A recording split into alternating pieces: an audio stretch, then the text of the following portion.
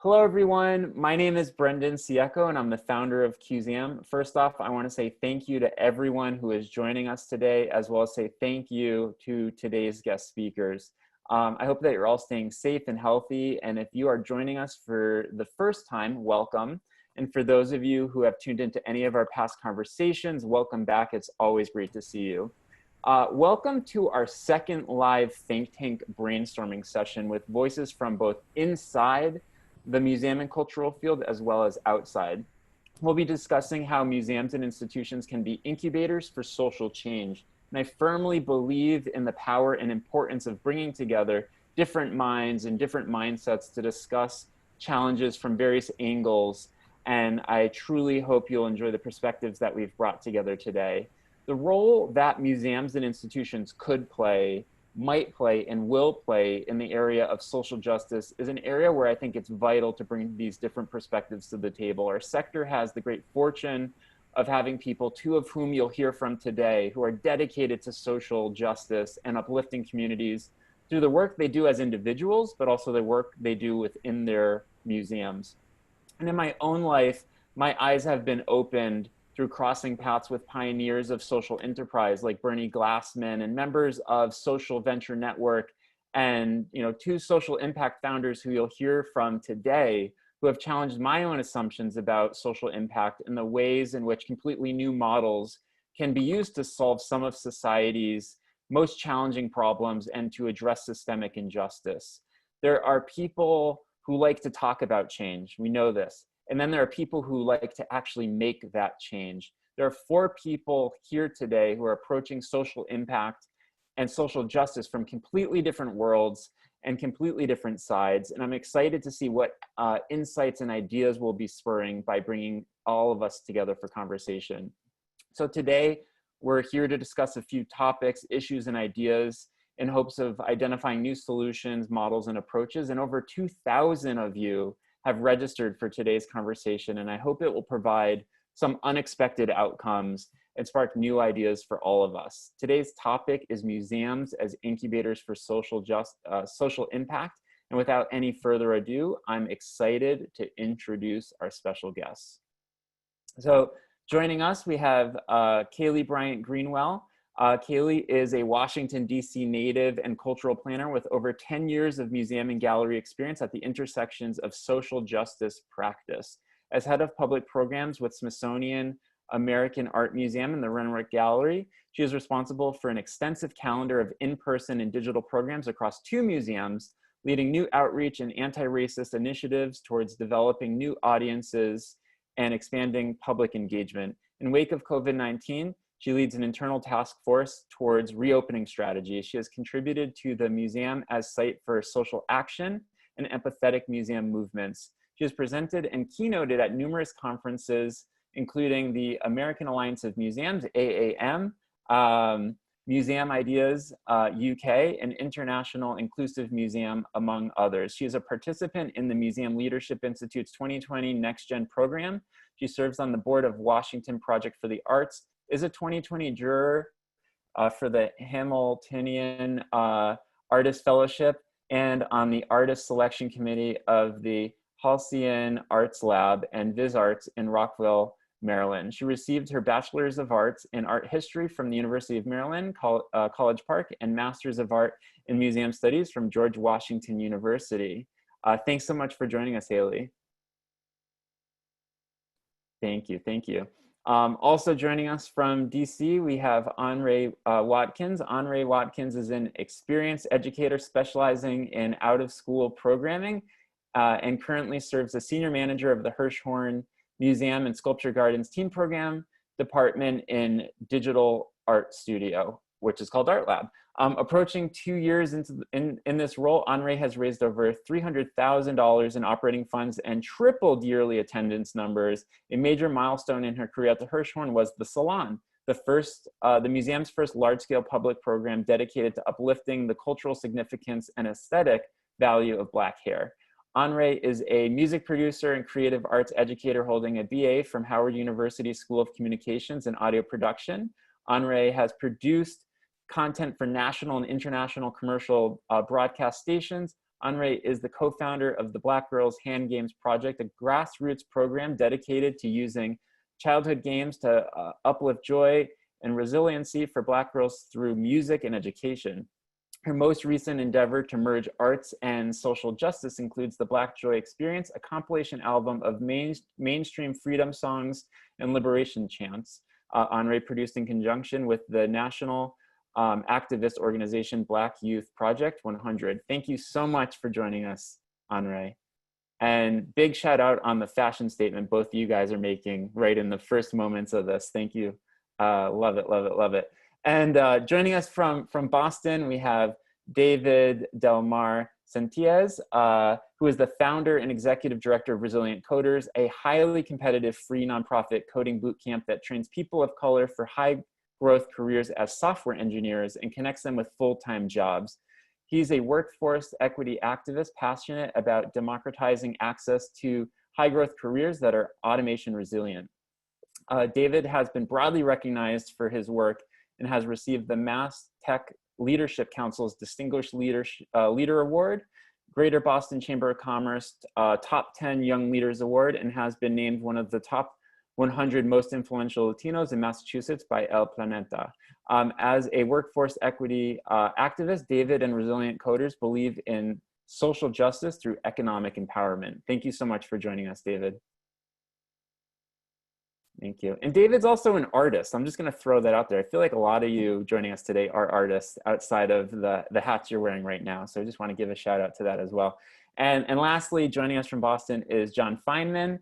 As founder and executive director of InnerCity Weightlifting, also known as ICW, Jon is focused on aligning the vision, strategy, culture, and growth of ICW to increase economic mobility and social inclusion for young people at the highest risk for violence, all while shifting perceptions so that the factors that lead to segregated pockets of violence fade away, changing the course for future generations. Building upon his experience with AmeriCorps, and as a personal trainer, Jon received his MBA from Babson College in 2010, where he launched ICW. He was named as one of the Greater Boston Chamber of Commerce 2014 10 Outstanding Young Leaders, 2012 Social Innovator by Social Innovation Forum, and received the Ernst & Young, the Ernst & Young 2015 Entrepreneur of the Year New England Award for the social entrepreneurship category. Thanks so much for joining us, Jon. Thank you. And lastly, I'm Brendan Ciecko. I'm the founder of Cuseum. I will be your host for today's conversation. So, first things first, this is a think tank. It's experimental. It's intentional that we're bringing together different worlds to dive into some of these topics. And we want to, converge these various spaces together. And to start us off on the first portion or the first half of the conversation, Kayleigh, could you introduce the first theme that we'll be jumping off with? Certainly. Okay, so I've seen statements being made in the movement against systemic injustices. How do you take responsible action beyond a statement and ensure that your actions align with your value mission? Thank you. And David, you spotted workforce inequality and major diversity issues within the talent pipeline of a specific sector, tech, and decided to do something about it. You took action here. Can you tell us about your journey from seeing a specific system was broken, the messaging, the statements around that was broken, and decided to make a model that enabled you to uplift the communities that you work with while solving a problem within a specific sector? Because I think what a lot of us are feeling right now is that statements are being made, but action doesn't always align with that. So how do you do Amen. Well, I see a lot of people joining from all over the country. And so I will start with a little bit of local context here. Boston is a city with the greatest income inequality in the union. And so it's not a very hard problem to see, at least in Boston. We are in a region right here where the median household net worth of a white family is $245,000.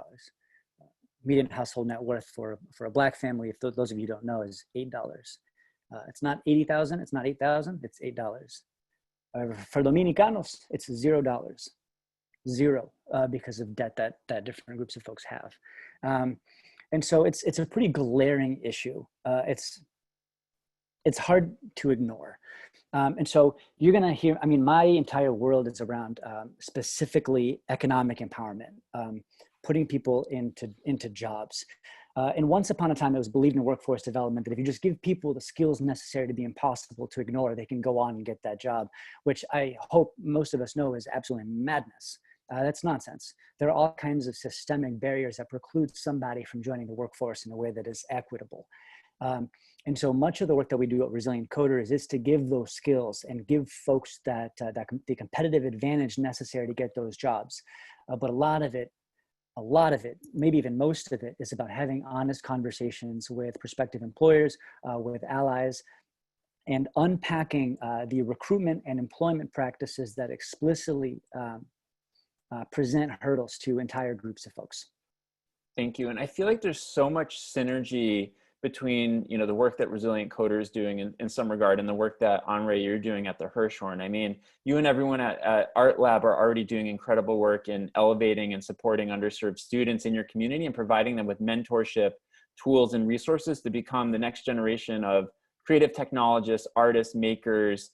And given that ARTLAB lives within a modern and contemporary art museum, can you speak, you know, to some of the aspects of ARTLAB and the actions you've taken that you feel that could be replicated or shared across other institutions as a framework? Because I also think there's that component and the, you know, the economic component of preparing people for success in whatever field that it is.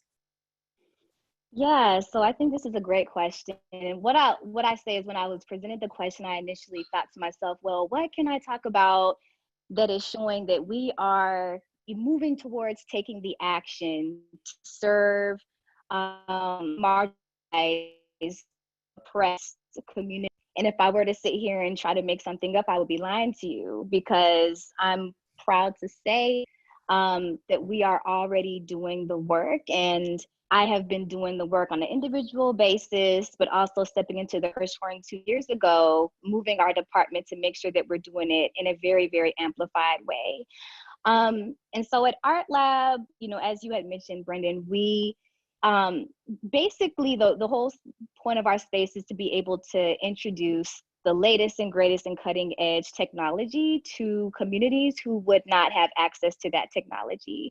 And so in the district, what you'll find is, if you go into a good deal of our schools, our DCPS schools, our public schools, you will find computers that do not work. You will find that those computers that do not, there's probably, I don't know, 5 for the 25 students in the classroom.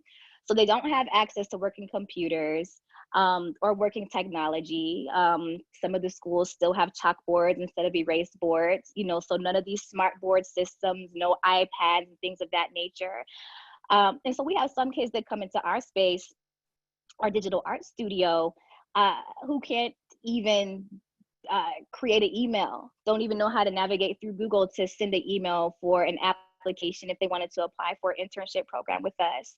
And so if we think about all of those inequities, really our biggest thing is being able to present our kids with the opportunity to use this technology, whether it's photography software or equipment, film equipment, music production equipment, coding equipment, graphic design equipment, music production equipment.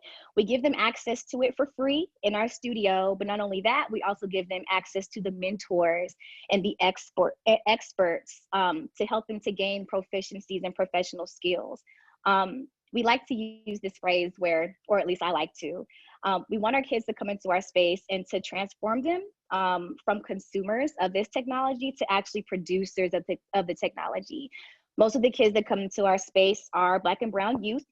And as you all know, which I think most of us will probably be speaking about, is the representation of Black and brown people in STEAM career fields is extremely small. And so we're working our best to basically combat that deficiency by giving them the skills that they need to be successful and to transfer, or, you know, to transfer into a career field that is STEAM related. Mm-hmm.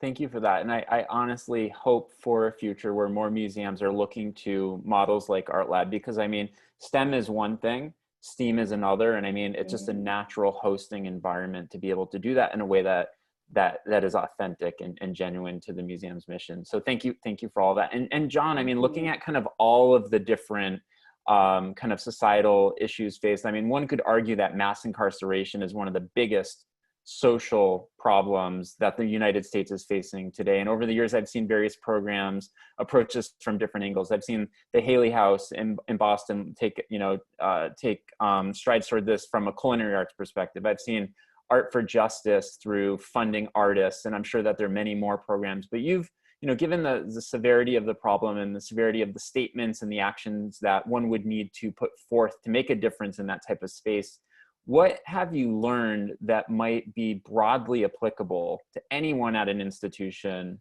that is looking to develop programs that address social justice and social change? Well, first, say hello to Chris, one of our trainers at SCW, who has taught me everything I know. And I think to answer that question, also to speak as a white male, a white privileged male in this space, I don't have any clue what I'm doing. So I have to listen to Chris. I have to listen to people who have lived these lives. And as we think about how do you get into this space, what can you do, what action can you take? It starts with listening to first understand the problem from the perspective of the people who have lived it. And then it comes down to forming those relationships. And so for us, when we first started doing this work, I actually thought, somehow weightlifting and weight training was going to solve people's problems. And we get a bootstrap pilot model off the ground 2010, and we start doing the work, and we've got people who are shot and paralyzed. We've got people going in and out of jail, and unfortunately, we have people that get killed. The idea that weight training is somehow going to solve someone's problems, it was completely naive of me to think that. What was working was this excuse that I accidentally gave myself and now us to send a text to someone whose society literally tells us to avoid. To say, hey, I'm working out at 3 o'clock today, you want to join? And it starts that simple. And as you start looking into the work and you start looking into the history, to me, the big problem with mass incarceration, you have to go back 400 years. And you have to look at this country's evolution from slavery to racial terror to segregation to the criminalization of people of color that now leads to this logic that feeds mass incarceration. That somehow this person is someone to be feared, and therefore they're a criminal. We don't look at people through a lens of humanity. We're looking at people through a lens of criminality, and we're getting it all wrong. And we're starting to solve through the perspective of the people who have always been in power versus listening to people who have lived it. So to answer your question, I think, the way you go about it, you value people. And when you value people, you listen to people. When you listen to people, they become your biggest ambassador. They become your biggest supporter, and they guide you and everyone else in the right direction. But I don't think you can uncouple mass incarceration today from this country's founding 400 years ago and building on top of every inequity, just changing it to somehow fit the logic of the present circumstance.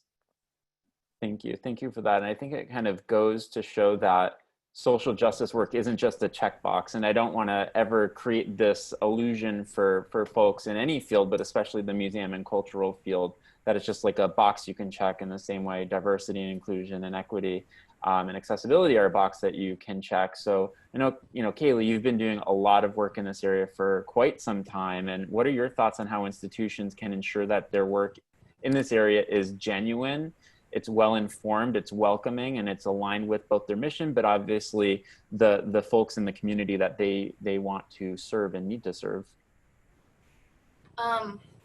I think that I agree with all the points that have been brought up, and I think it's really important what Jon said about how we have a tendency to approach social problems from the position of a person in power when we're in museums, and that's not the position that's going to have the greatest impact or start community dialogue or move the needle in any significant way. Thinking back through the museums that I've worked with through the years that have been directly engaged with social justice work, I think it really comes back to the mission and the purpose of the museum, the driver of the museum. And I think this can be applied widely through the field, is that I think one of the first steps is looking at what it is that we do in museums and saying, what is that? And what is it that we need to do? Museums that have reinterpreted the purpose of being places that hold truth, that keep truth, historical memory and historical truth, I think are already doing a lot of this work. From my experience at the David C. Driscoll Center, that was about contending with the whiteness of the art canon. At National Museum of Women in the Arts, again, that was about contending with misogyny in culture broadly. At African American History and Culture, again, we're talking about truth in American history, and contending with narratives that have downplayed some of the ugliness in our history that has led to where we are today. And so I think that for starters, museums have to reconceptualize why we're here, why we're taking up space to begin with, and how that fits within realms of starting to do some justice. And I not immediately into social justice impact, I think is more what David and Jon's work is doing. I think museums are a ways away from the impact side of things, but starting the work is well within our means. And it has to be about rethinking why we're even here. Thank you. So we're at a point where everyone has had an opportunity to kind of put forth a little bit of their past experience, their current experience, the work that they do. Do any of you have any thoughts based on what you've heard from each other, or things that you want to pull a little bit more from one of the guest speakers around this idea of taking responsible action beyond just a statement, what that looks like?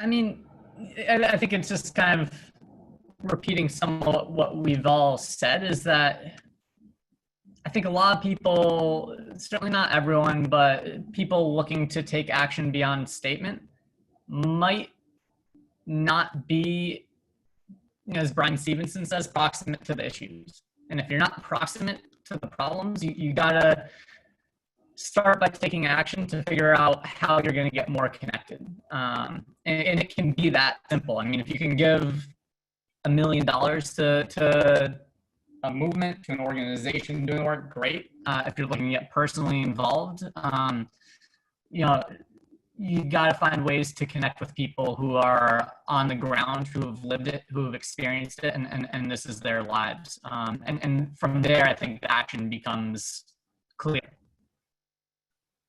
Jon, I think that's so important, and I wanted to shout out 2 examples of not my work, but of other museums.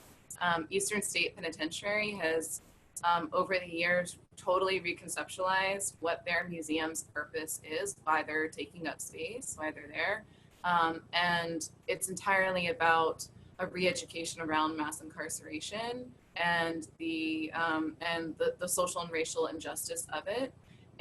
And one of the things that they've done is change their hiring practice, that they are very committed to hiring previously incarcerated people as tour guides and other roles within the museum. And then another example I wanted to shout out is one of our Smithsonian peers, the Asian Pacific American Center. They have been a long time dedicated to social justice work, but recently, early May, at the beginning of Asian Pacific Heritage Month, they put out a statement, and they put out some resources around standing up against xenophobia, and specifically in Asian and Asian community, Asian and Asian American communities, but broadly standing up against xenophobia. And that is a reflection of their thinking of what their purpose is as an institution, why they exist, what they're supposed to be doing. Thank you. And so I wonder. I also, Oh, really quick, if you don't, hey. Go for it. Go for it. So I'm actually looking at these comments, and I have a Jessica Sullivan that said, issues of equity begin inside an organization. Let's talk about that. So real quick, I just want to say that I completely agree with that, Jessica Sullivan. I think it's really important for us to recognize that while we need to go ahead and push forward and implement action steps in regards to whom we serve, it is really important for us to implement action steps that are going to address internal issues, right, that are occurring inside of the institution or in the, foundation or wherever it is that we work. One big thing is for us to check ourselves and our implicit biases. I think this is kind of, Jon, what you were getting into earlier. And I think one way of doing that is to be what would be called an active bystander. And so if you walk into a space and you see that there is only a certain person reflected in the space, speak up on it, say something about it. In our space, it's really important for us to have diverse images of individuals reflected in the space. If you walk into an education space, specifically for those educators out there who have education spaces, if you only have a certain looking people reflected in the space, in your classroom, in your studio space, that to me, if I don't see anyone that looks like me on the walls or reflected anywhere, and even in the staff, this is not a space for me. I probably don't need to be here, right? And so you want to make sure that you are inclusive in it and make sure that this space is inviting, but it also reflects representations of all people. Something that I've been really conscious about in our space, Art Lab, a lot of this historically, the space has always, before I even got there, for the last 9 years that Art Lab has been in existence, the teams that have tipped on to this space are brown youth. And so I have made it a point to ensure that the staff reflect those who are in the space. But aside from that, going outside of race, it's really important for us to consider the fact that for me to have considered the fact that I'm introducing my young people to voices of trans people, non-binary people, individuals who are disabled, right? To allow them to hear from a group of diverse voices that extend completely outside of race as well. So if anything, I think that that's something that could definitely be implemented all over. And that's what I have to share in regards to working inside, right? Before we decide to take action to work on the outside.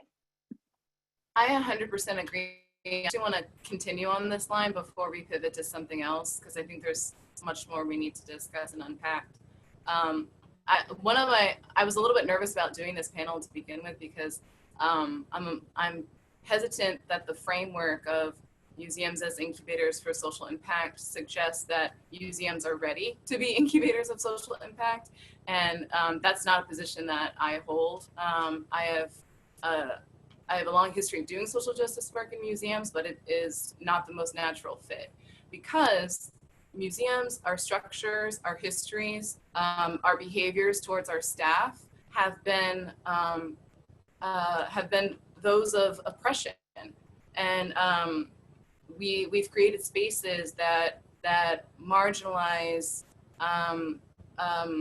people of color, women, LGBTQ people, disabled people, as much as we see in the rest of society. And so museums are actually a pretty good mirror to society in that we are upholding those same injustices. And so for museums to in action in this space, I 100% say the first step is internal. You have to think about your purpose, you have to think about your values, you have to think about your mission, you have to think about how you have treated your staff historically, how you've treated your community. Tomorrow doesn't just start a new history line. All of the history still comes. And so I was also thinking about, there's a difference between doing and being.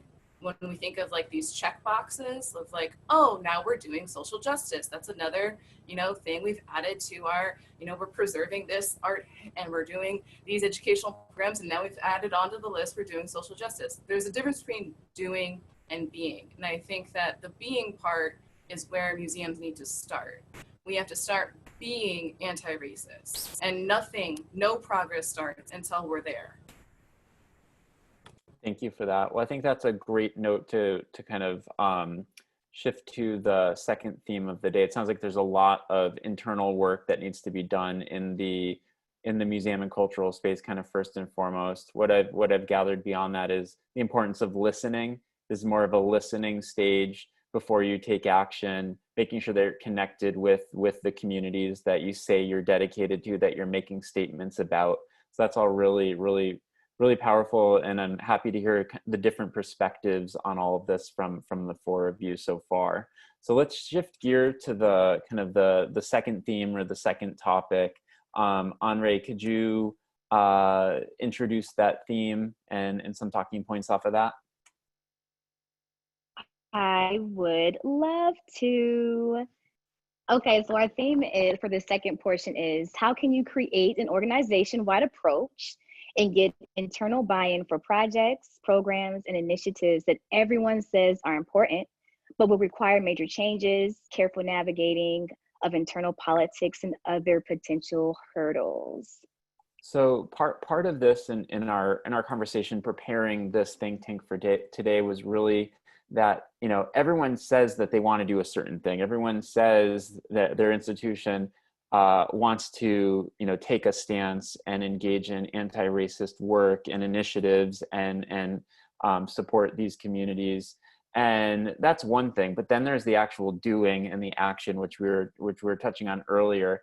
And I think a lot of that comes down to how do you sell something, or how do you pitch something, or how do you get the internal support that you need, which is a challenge, everyone knows exists in just about every space, but certainly traditional, museums with their traditional hierarchy and structure. So I thought it'd be really interesting to hear from, let's start with Jon on this. And then I know Kayleigh and OnRae, you're gonna have a lot to say. Just the Smithsonian is the Smithsonian. I don't know if you get more structured than that in the cultural space. But Jon, just in your own experience starting ICW, I'd imagine that you had encountered major obstacles, opposition, naysaying early on. You needed to learn language. You needed to know how to shift language accordingly to get to your next milestone. So how do you get buy-in and support to get to where you are today?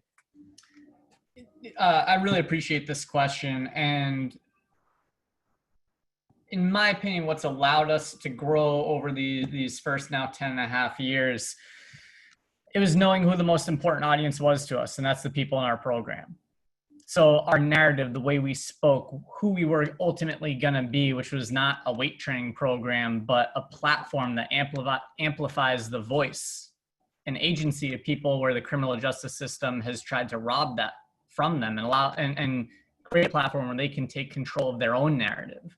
I certainly wasn't talking like that at the beginning. I was just listening, but at the same time, I was being told by people in positions of power, politicians, that some led protests against us, claiming that they don't want a gang gym in their section of South Boston. People saying that you're going to work with people who've been involved in street violence and get them stronger. How can that be a good idea? And to me, I had this incredible opportunity to meet people as people. And again, I think we get into that lens of criminality and how that warps society's view versus a lens of humanity. When you know someone, they're not a scary statistic. They're a person. It's Chris, it's Dan, it's Tyshawn, it's TY. And so for me, it was really important that I did right by them in anything I said and any narrative that we put out there.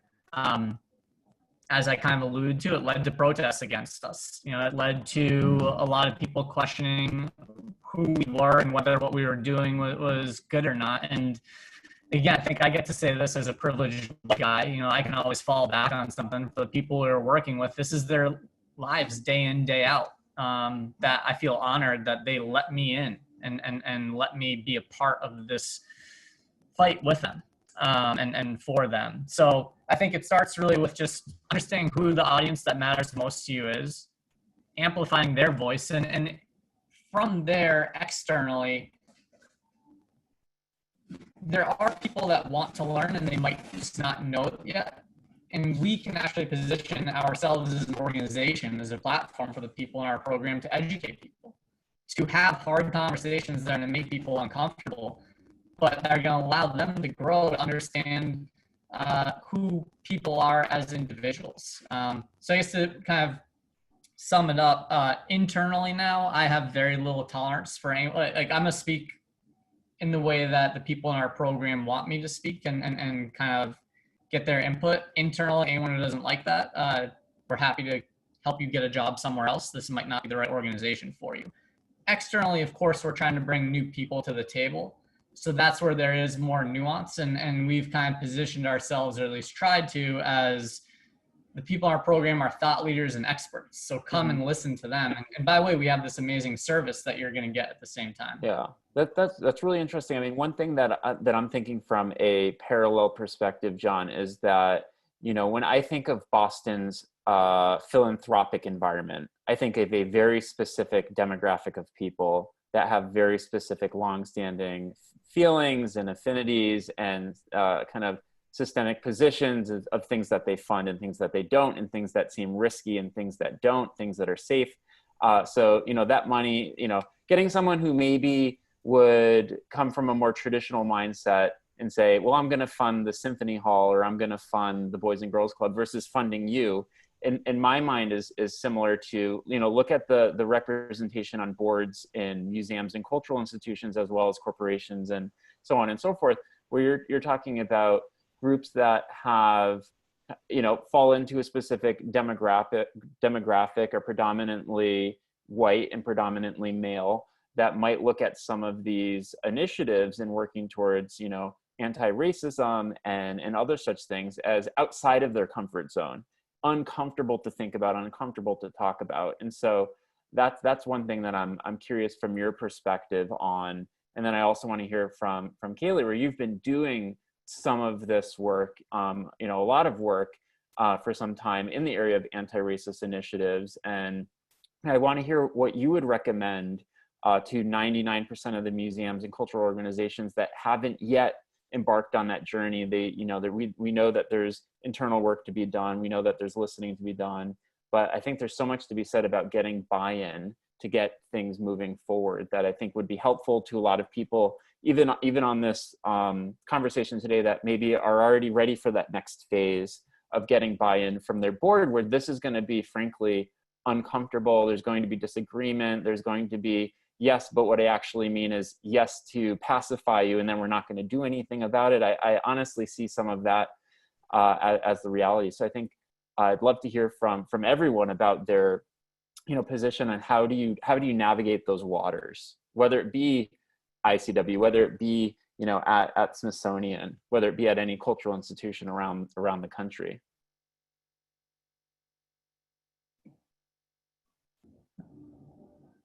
Jon, Go ahead, Kayleigh. I'll listen to you and learn from you first.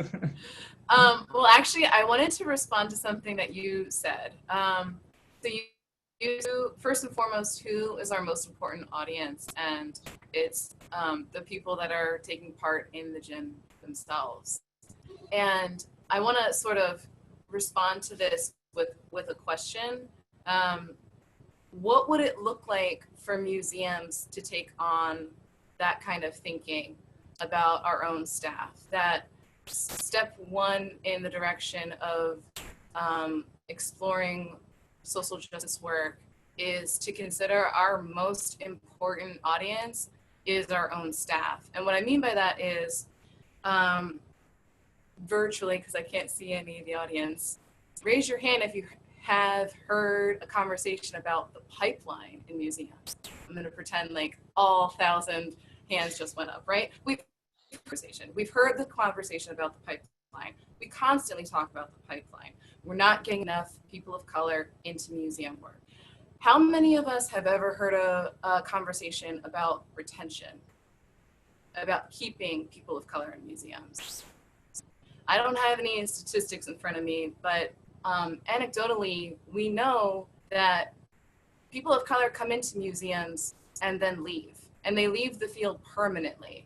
The field is not designed to support people that look like me and OnRae, to keep us in, to elevate us, to promote us through, to bring us into leadership. It's not designed that way. It's actually designed to keep us out.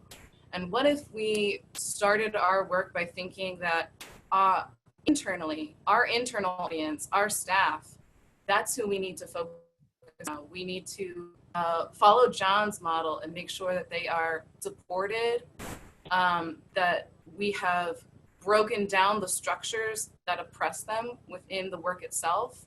I was really taken with that statement, Jon.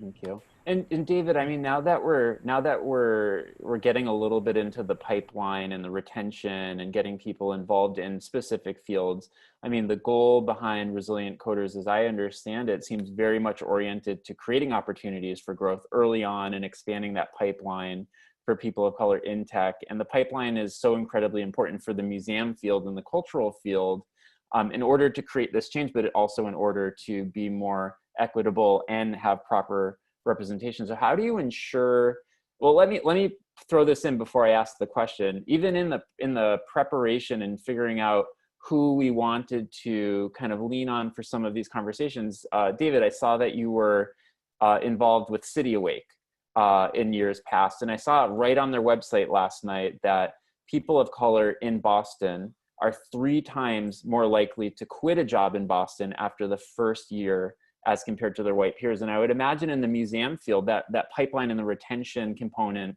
is probably on par, or, you know, let's just say like is significantly different and requires action. So how do you ensure that, diverse and professionals and people of color are joining and staying within a specific field? What have you found through your work with Resilient Coders and City Awake and these other organizations? What have you found to be successful in that regard? Success is a big word. I've never worked for a museum, but everything that Kayleigh said really resonated with me because it's very familiar to me in the tech space.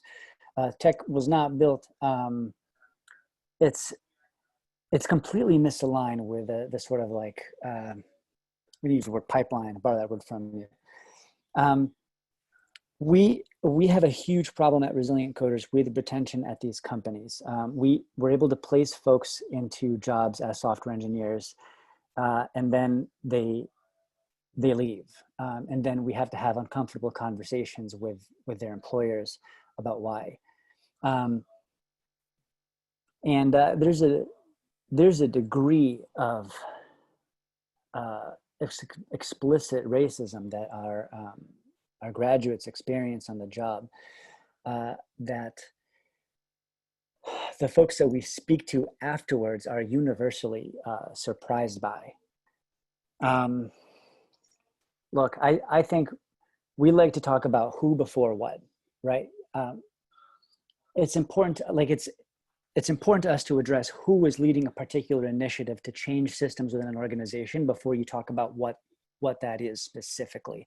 Otherwise, you end up with scenarios where you have these white men who are working in tech contriving solutions that have nothing to do with the actual substance of the problem they think they're trying to tackle, right?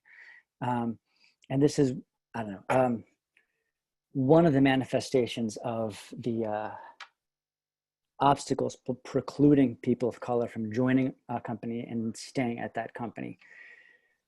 OnRae made a point earlier about representation. I think often people don't realize how much that matters to candidates who are applying to jobs. And people might not realize how much that matters when an individual considers staying at that job.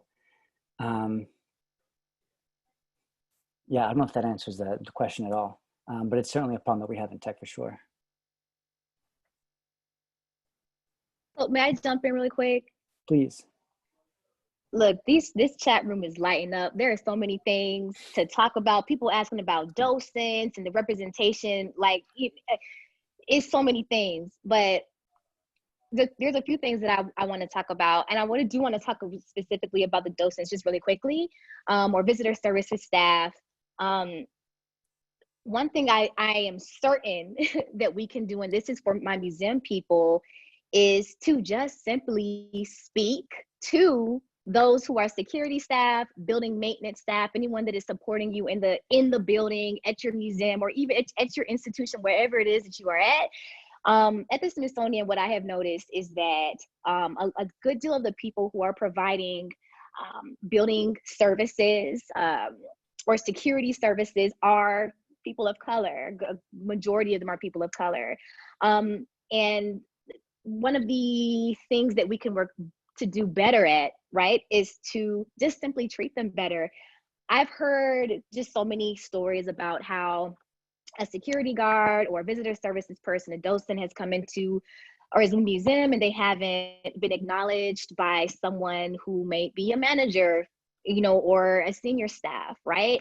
And that's problematic, right? I mean, we should definitely be treating them with respect because they are the people that help our museums to operate and to function at a high level every single day. First, so I want to just address that because somebody has said that or has asked a question. But one thing, the other thing I want to say is that I want to offer to people, money is so important. It sounds so simplistic, but I got to keep it real. The reason why I was able to come into the Hirshhorn Museum and transform the Hirshhorn Museum into a Black hair salon is not because I pitched the idea. It ain't have nothing to do with me walking into anybody's office and saying, I want to do this. Here's my idea. Nobody cares. You have to have money behind you. And so what I decided to do was, okay, well, wait a second. I have very radical, very explosive, and non-traditional, unique ideas, as I'm sure several of you have as well. How can I make sure that this happens? How can I get the best backing and best support to make it happen? It's not just walking into somebody's office, writing a proposal and getting them to listen. That will take you 2, 3, 5, 7, 10 years. It probably will never happen. You have to fundraise, and you have to also know that you have the ability to fundraise. You have luxury to fundraise. Go out and network. Anytime that your museum or any creative arts culture space is hosting opportunities for you to meet other people, take your behind there, go there, talk to people about your programs, talk to people about the work that you're doing. People want to hear about it. They want to hear from you because they're not going to know unless you show up. I try to go to every single thing I can, talk to whomever I can, and keep it real with people. Don't talk to me unless you're bringing money to the table. Just honestly, because the reason I've been able to completely transform our space and to do these just crazy, radical, like just crazy program ideas and implement them and execute them at a high level is because of money. When I apply for a grant, I can get 60 G's to do a program dedicated to Black hair and Black hair salons, right? When I go to my supervisor, I got 60 G's behind me. I have the American Women's History Initiative behind me. And it's like, all right, well, let's make it happen. Whereas if I went in with nothing, you know, it's definitely a lot harder. And honestly, it's probably not going to happen, you know? And so I say no, that you have the ability, you have the luxury and the autonomy to fundraise, and just do your best at it. Bring that money to the table, and that's going to push your ideas forward, as simply as I can put it. I love it. Thank you for that. I think that's a fascinating way of maybe simplifying it a bit, but honestly giving people the kind of the tip or recommendation or advice. If you want to get something done, this is one way of going about it. I think that's fascinating. I loved even in your bio that you had a shout out to how much you have raised to get certain programming done. Because if it's as simple as, you know, if you come to the table with those funds, you get it done. And if you don't have those funds, then you're, you know, wasting time or it's an uphill battle. That's really interesting to think about. And I, you know, between you and I look to Jon and maybe David as well, where, you know, Jon and I might be making numbers up, but I was it the John Hancock Foundation, it was a $500,000, right? Something like that. In total over the last 5 years. Yeah. Yeah, and David, you also have funders, and you have funders from like early stage. This is a big risk. We're gonna give you a small check of $5,000 or $10,000 to, you know, $500,000. How do you effectively get that early buy-in? One thing that I've always heard, and you know, all four of you can tell me if this is right or wrong, is if you ask for money, you get advice. If you ask for advice, you get money. Is that reign true when it comes to programs like this? Absolutely. I don't think things have changed a little bit now that we're 10 plus years in, but I would say 90% of our revenue comes through relationships we've formed that ultimately over time become an avenue towards funding. So John Hancock, we had known them for 2.5 years before they ever gave us any money.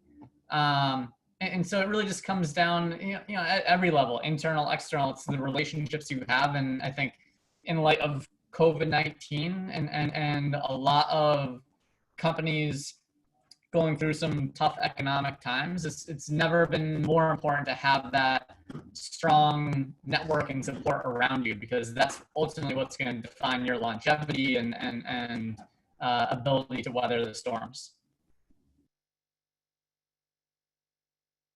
Thank you. And David, do you have anything to add to that around kind of getting some of that early financial support, which then gives your, you know, the work that you do? And I hate to say it, like in the world that we live in, if you have money behind you, it gives you legitimacy or credibility around the idea in the first place when you sell it up the ladder.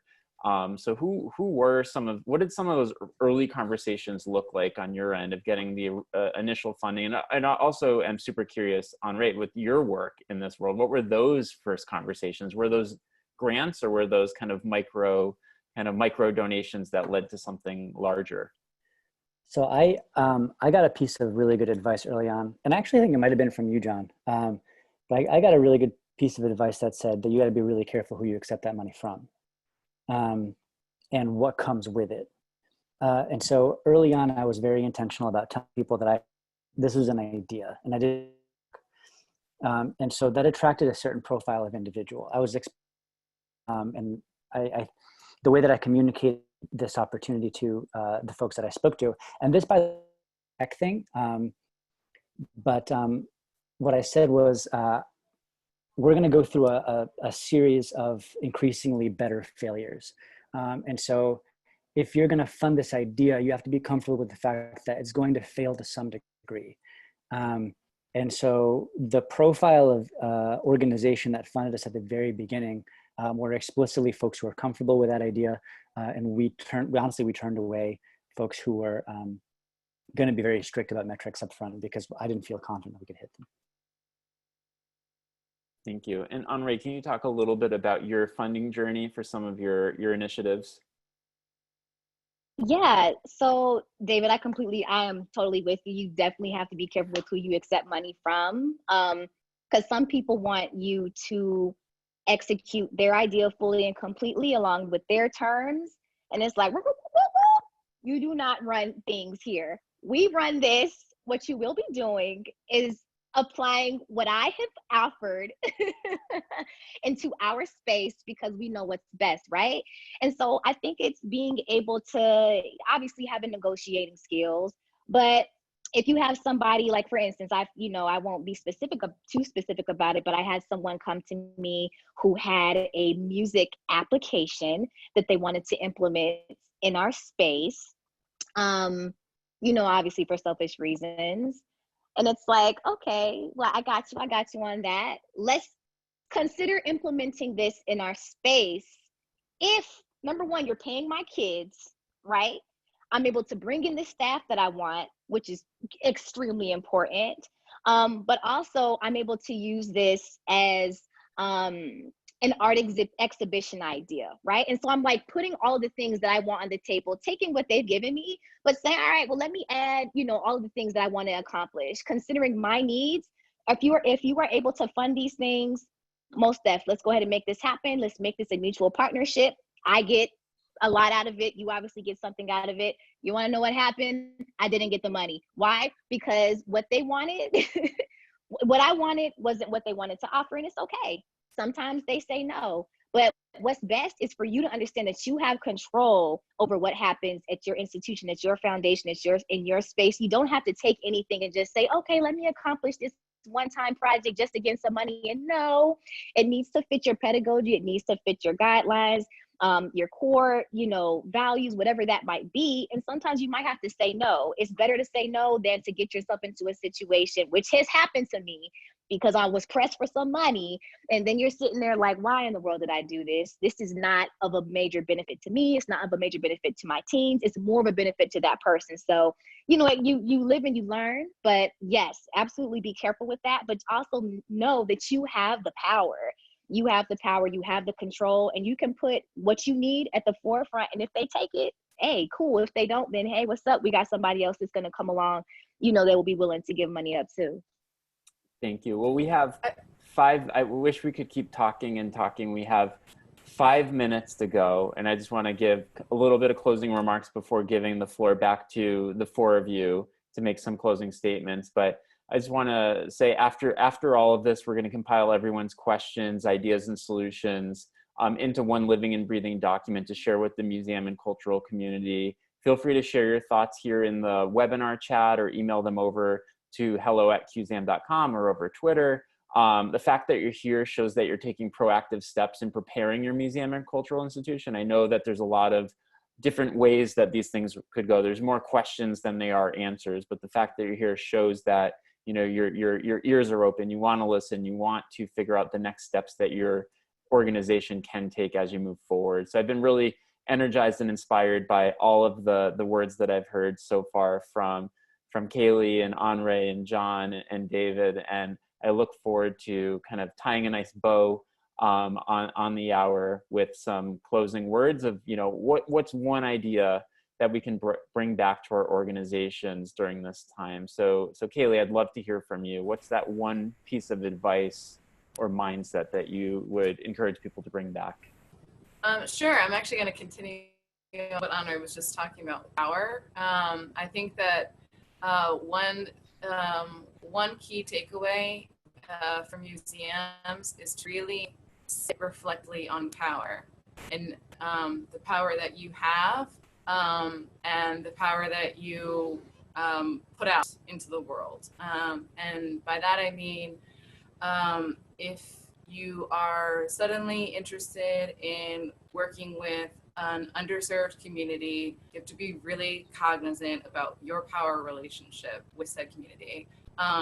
Thinking about funding and the power that money holds in museums. Helen Molesworth said this, I think it's what got her fired. She said, you know, rethinking our exhibiting practices means that some years that old white guy isn't getting a show.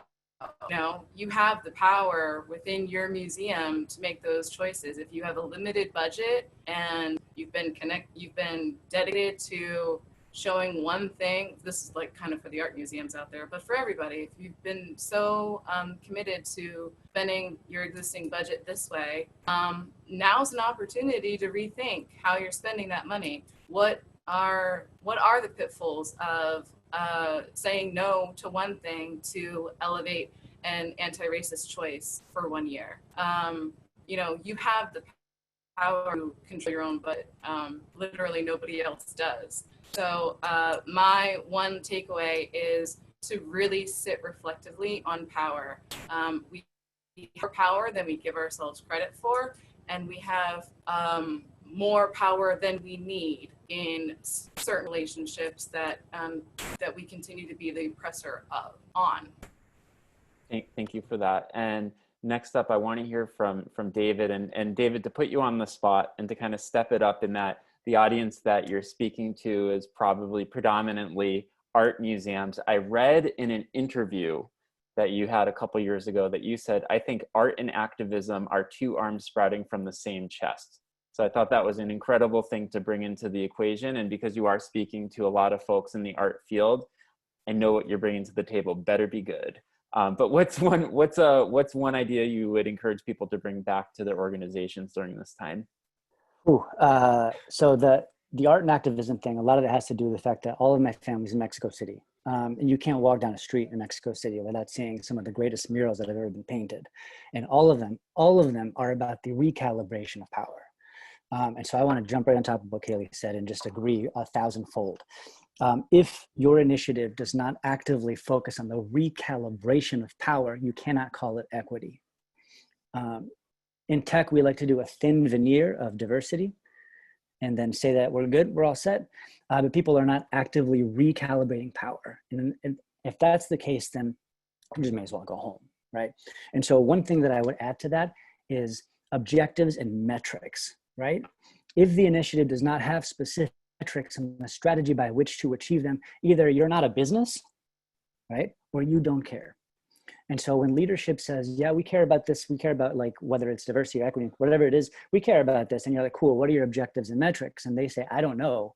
I would be very worried because it's one or the other. Either they don't care or they don't know how to achieve metrics. Thank you for that, David. And Jon, how about you? What's one big idea or takeaway that you would encourage people to bring back to their organizations right now? Yeah, building off of what has already been said and working with people and companies in the DEI space, and don't just pay lip service. You know, if you've got amazing leaders and amazing people out there, support them, empower them both to make decisions and empower them financially, because they'll bring you where you need to go. But as David said, you got to recalibrate that power and you know, speaking off what Kayleigh said as well. Thank you. And OnRae, I'd love to hear what your advice to folks at home would be during this time. What's something that you encourage people, you energize people to bring back to their museums, their cultural institutions, and their lives during this time?